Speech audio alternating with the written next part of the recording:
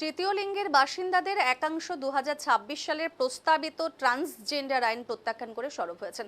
তাদের আশঙ্কা 13ই মার্চ থেকে কার্যকর হতে চলা এই আইনের ফলে পরিচয় সংকট, নাগরিক অধিকার হ্রাস ও নিরাপত্তা সংক্রান্ত সমস্যার মুখে পড়তে পারেন তারা।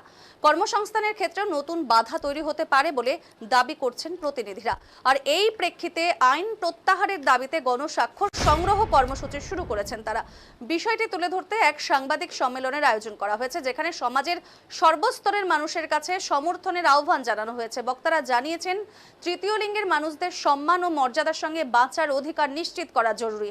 পাশাপাশি দেশের উন্নয়নের সক্রিয় অংশীদার হিসেবে নিজেদের ভূমিকা রাখার অঙ্গীকারও তারা কিন্তু ব্যক্ত করেছেন। সাংবাদিকদের মুখোমুখি শুনুন তারা কি জানিয়েছেন।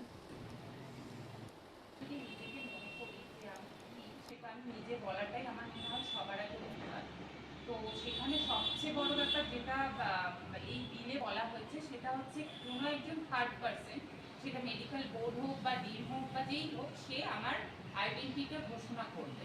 এটা সবার আগে ভুল। মানে সচরাচর আমরা যদি সাধারণ মানুষ, মানে আমি যেহেতু সো কল্ড মানে সমাজের ভাষায় বলা হয় সিস মেল বা সিস ফিমেল নই, তো সেক্ষেত্রে ট্রান্স ওম্যান, তো আমি নিশ্চয়ই প্রাউডলি আমি ট্রান্স ওম্যান বলতে পারবো। আমি একটা সাধারণ মানুষকে কিন্তু শাড়ি চুড়ি জোর করে পরিয়ে বা সালোয়ার পরিয়ে জোর করে বলতে পারবো না সে ট্রান্স ওম্যান বা ট্রান্সম্যান বা অনেক রকম। আমাদের ওই ছাতার মধ্যে অনেক রকম মানুষ আছে, বাইনারি নন বাইনারি অনেক রকম মানুষ আছে, তারা কিন্তু গর্বের সাথে বলছে। তার সেটাই আমার মনে হয় না যে একদম পারফেক্ট এ করার দরকার পড়ে না মেডিকেল বোর্ডের চেক আপ করানো। এবং যেখানে মেডিকেল বোর্ড বসানো হচ্ছে সেখানে কোনো কিন্তু ট্রান্সম্যানের জন্য ট্রান্সম্যান ডক্টর থাকছে না, ট্রান্স ওমেনের জন্য কোনো ট্রান্স ওমেন ডক্টর থাকছে না।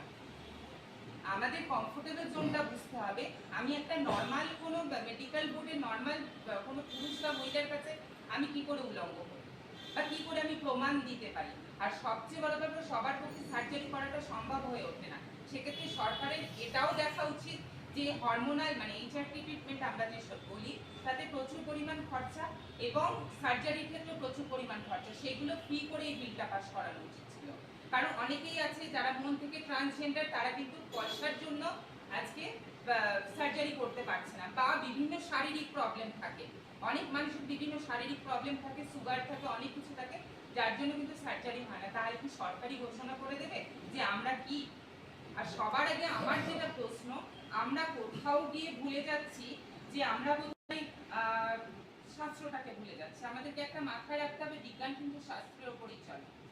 তো আমরা শাস্ত্রে দেখে এসেছি কোথাও শিব পার্বতী, যাকে আমরা শক্তি বলি, অর্ধনারীশ্বর বলি, যাকে আমরা পুজো করছি, সেই অর্ধনারীশ্বর। আবার কোথাও গিয়ে আমরা কৃষ্ণকে দেখেছি, আবার কোথাও গিয়ে আমরা দেখেছি গোপেশ্বর ধাম বৃন্দাবনে, অনেকেরই জানা, যেখানে শিব মেয়ে সেজে কৃষ্ণের রাজ দেখার জন্য গেছিল। তো সেক্ষেত্রে যখন আমরা প্রাচীন ইতিহাস যাচ্ছি এবং বহু মন্দিরে যেগুলো 150 বছর 200 বছর 300 বছর আগের মন্দির, সেই সব মন্দিরে সেম সেক্স মূর্তি আমরা দেখতে পাই, তাহলে সেগুলো ভুল। সেগুলো তো আমাদেরকে কোথাও ইন্সপায়ার করে।